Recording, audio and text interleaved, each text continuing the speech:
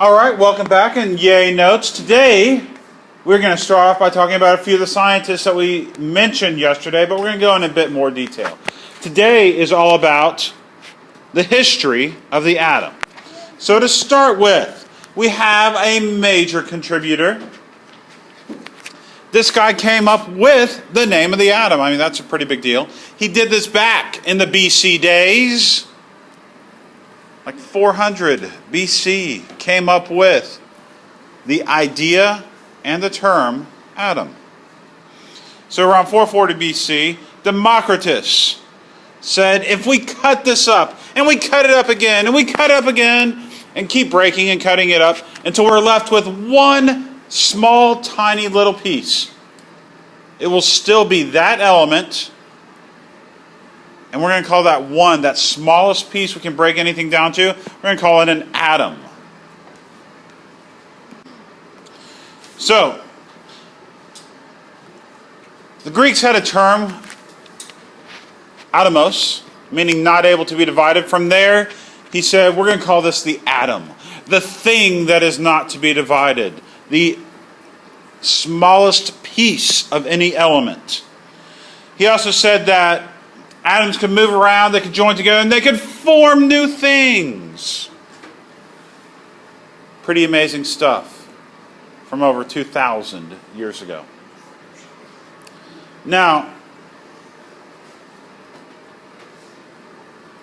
his ideas, his theories, because he wasn't able to actually prove any of this, many of his ideas, his theories were kind of thrown away. They thought of other things like everything's made up of earth, wind, and fire.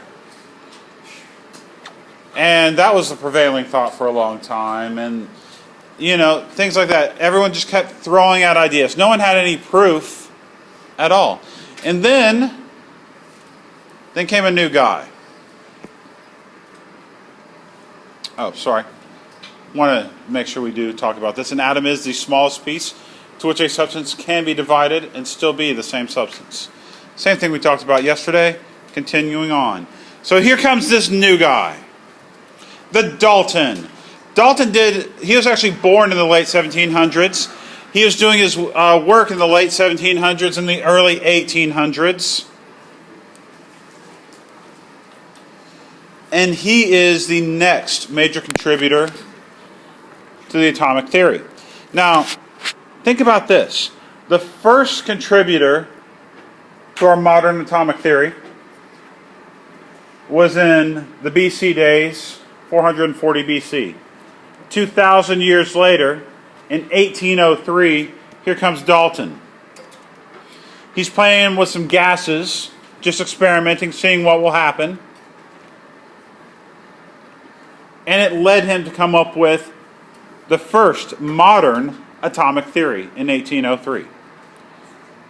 So that took a long time to get from Democritus to Dalton. And then things sped up a lot. His theory had 5 major parts. Many of them are still thought to be true. First thing, he pretty much plagiarized what Democritus said. Elements are made up of tiny particles called atoms. Okay?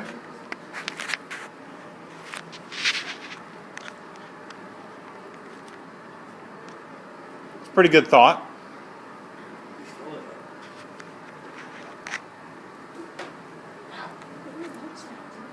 Next part. He said all atoms of a given element are identical, meaning all carbons are the same as all other carbons. All sulfur is the same as any other sulfur atom. So I know that says all elements of a given element. It should read all atoms of a given element are identical. All atoms of a given element are identical. So every carbon atom is the same as every other carbon atom. And then we're going to get on to point number 3. Right here, atoms of the same element are different than every other element. So there's no carbon atom that looks the same as a sulfur atom. There's no aluminum atom that looks the same as potassium. They are different because they are different elements, different atoms.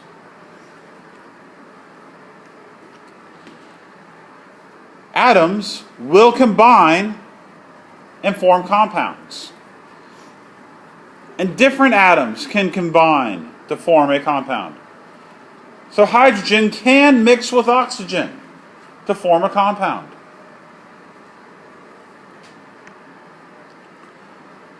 Last point, point number 5. Atoms cannot be created, they cannot be divided, they cannot be destroyed. And there are the 5 postulates that Dalton came up with, the 5 points of the atomic theory. Now I want you to draw a star next to 2 of them, or highlight them, or draw a turtle, or something to make it stand out. The ones I want you to draw something next to and make them stand out, the second postulate. All atoms of a given element are identical. The reason I want you to highlight this or make it stand out is, since the day of Dalton, since 1803, scientists have proven this statement to be false. So since then, we have proven it to be false. We now know that we have isotopes. An isotope is an element that has more than one form. For example, normal carbon is carbon that has a mass of 12, carbon 12. But there's also a radioactive form of carbon, carbon 14. You've probably heard of carbon 14 dating or carbon dating to determine the age of really old things. It's radioactive, so it lasts a really long time, but over time it breaks down. So they can find something that's really old, they can see how much carbon 14 is left in it, and they can determine, based on how much is left, how old that thing actually was. So now we know that there are atoms of the same element that are not the same. The other postulate that we have figured out is that atoms can be destroyed, they can be divided, they can be broken down into smaller parts. We know that atoms have parts. Do we know that there are protons, there are neutrons, and there are electrons? When Dalton came up with this, he didn't think there was anything ever smaller than an atom. But now we know that there are parts to atoms. We can destroy atoms. We can make new ones. And we can find the individual pieces. So those are the 2 things that have since been proven incorrect, but the other 3 are still believed to be completely true. Now, his theory was still pretty far ahead of his time. I mean, he was the first to come up with a modern theory. We believe 3 of the points still. His theory was still lacking a few things, so scientists kept testing it. They kept trying to find out more and more about the atom. And here's just a picture of where he actually lived and was born. You can actually see the board up at the top. It says this is the home of John Dalton, who first came up with the modern atomic theory. Good fun stuff. Continuing. Next scientist we're going to talk about is Thompson. Now Thompson, British scientist, born in the 1850s.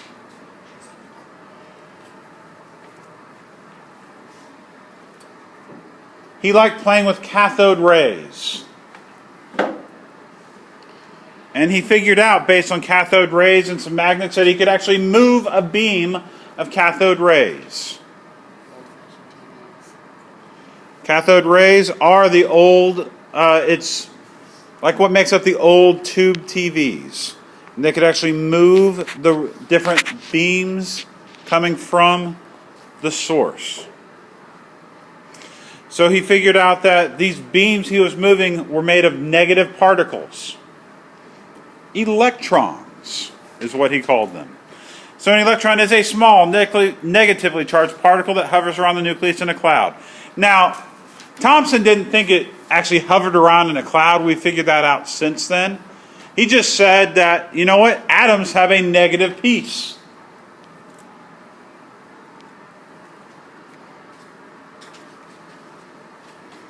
And in 1906, he won the Nobel Prize for making that statement, for saying that atoms have a negative piece that is called the electron. And he proposed his new atomic model. Now, Dalton said that atoms were just a big ball. That's all it was, just a ball of matter. It was called the billiard ball model, because atoms next to each other would just look like billiard balls sitting on top of a table. Now, Thompson says it's not like a billiard ball, it's more like plum pudding. So the atom is made up of this positively charged soup, and there's like these negative things just floating around in it. So it looks like plum pudding, just like this.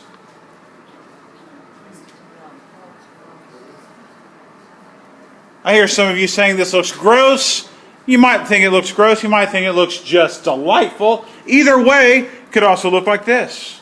He could have called it the chocolate chip cookie model. Still the food theory. Still has the negative piece floating around in the positive mass. So remember, this is early 1900s now. The first the modern atomic theory was published in the early 1800s. Now we're at the early 1900s. We have our first major change to that atomic theory. All right, so in comes Ernie, Mr. Ernest Rutherford. Now, he's from New Zealand. And he worked real hard, made good grades, and he applied for a scholarship, much like many of you are going to be doing in the near future. He said he wanted to go to England to study because that was the best place. But he couldn't afford just to go there on his own. He wanted to go to Cambridge. Pretty good school. So, he applied for a scholarship. And New Zealand was going to fund one scholarship to go. So he has to be the best of the best of the best. Was Rutherford the best of the best of the best? No, he was not. He came in second. So he did not win the scholarship. He could not go to Cambridge and study. But did that mean it was over? No. Oh, definitely not. The winner of the scholarship got the little paperwork, the contract. He read through the contract and I don't like all this stuff it's telling me I have to do to get this scholarship and go to England. I'm turning it down. So the first place winner said, you know what? I don't want your scholarship. I don't need your money. So Rutherford, he ended up going to Cambridge, and he's going to go work with Thompson. Now, what he's actually doing working with Thompson, he is going to try to prove Thompson correct. Thompson hasn't done a whole lot of things that just proved he was correct. He came up with his theory. He proved that there is a negative part, but now they're trying to prove that that model, the plum pudding model, is correct. So they're doing more experiments to add evidence so more and more people would believe them. All right. So he's at Cambridge now. He's working with Thompson. He's trying to prove the model correct and ends up, instead of proving it correct, he's like, uh-oh, Dr. Thompson, you're wrong. the plum pudding model cannot work. His idea was he's going to shoot a radioactive beam through gold foil, really thin gold foil, and the beam's supposed to go straight through.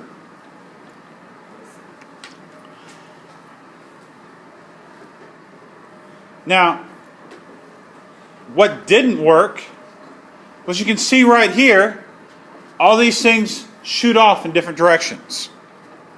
It did not go straight through.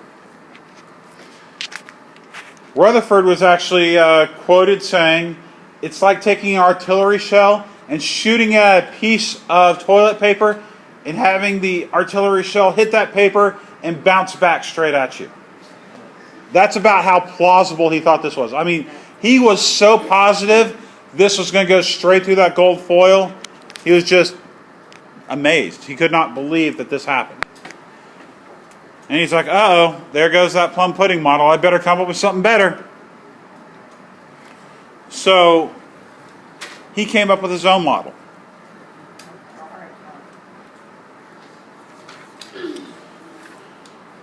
Showed plum pudding model was not correct. He came up with his planetary model. So Rutherford's planetary model, saying that there is a nucleus in the center, very dense, small area, and the electrons are on the outside of that nucleus. So he's saying in a planetary model that the atom is mostly empty space.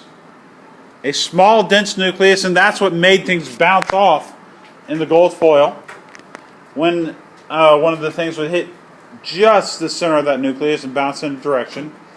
But for the most part, it was empty space. And in 1908, he got his Nobel Prize.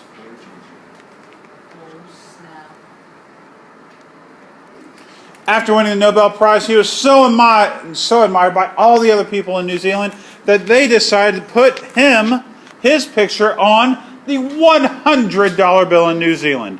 And there is a picture of that $100 bill. Isn't that magnificent? It's still current now. Continuing on, after Rutherford, we have Niels Bohr. Now, Niels Bohr, born in Copenhagen, late 1800s, so we're advancing. Continuing on.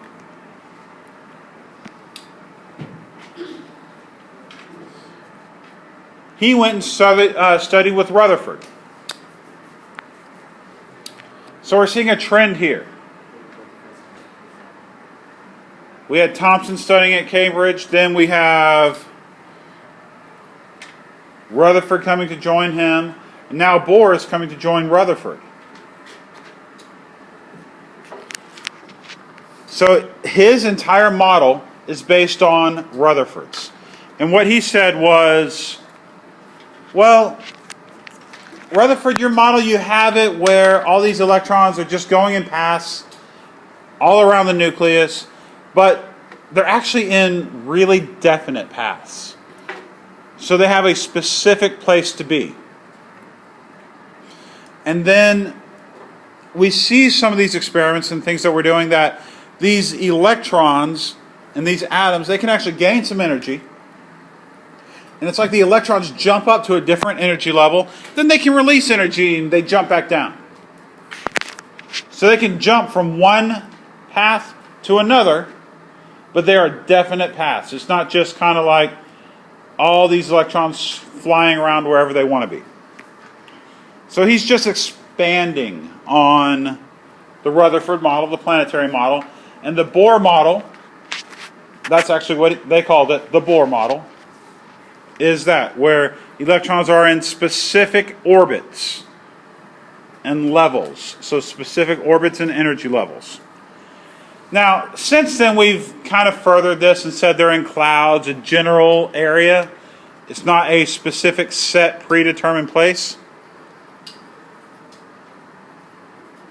But it's not as random as Rutherford had it either. Now, Bohr was Jewish. And being Jewish in Europe, in the 1940s was not a good idea. It's kind of a dangerous place to be. So in 43, he actually escaped before the German police caught him. He ended up coming to the U.S., and he was one of the many scientists working on the Manhattan Project, which was the secret project by the United States to develop an atomic bomb. So he used his chemistry knowledge to further that project. All right, the next major scientist is Einstein. Einstein did a lot of work. He's probably the most famous of all the scientists that we've talked about today. A lot of his things that he came up with were in particle physics, quantum physics. And expanding on what Bohr did, when the electron gains energy and jumps to a higher level, then falls back down to a lower level, releases energy at the same time, that's called a quantum leap. And that's one of the things that Einstein really furthered. He came up with many other things. You've heard of E equals mc squared. You've heard of many of the different relativity type things that Einstein pioneered. But on this topic, in 1939, he was the person that wrote Roosevelt a letter saying that the U.S. better get on this atomic bomb thing. It's still a theory, but it can happen. The Germans are working on it. If you let them develop it before you do, they will win the war. They will take over the world if they are able to develop this atomic bomb. So you better get to it before they do. And that's when Roosevelt went ahead and said, okay, let's create this Manhattan Project and further and advance that.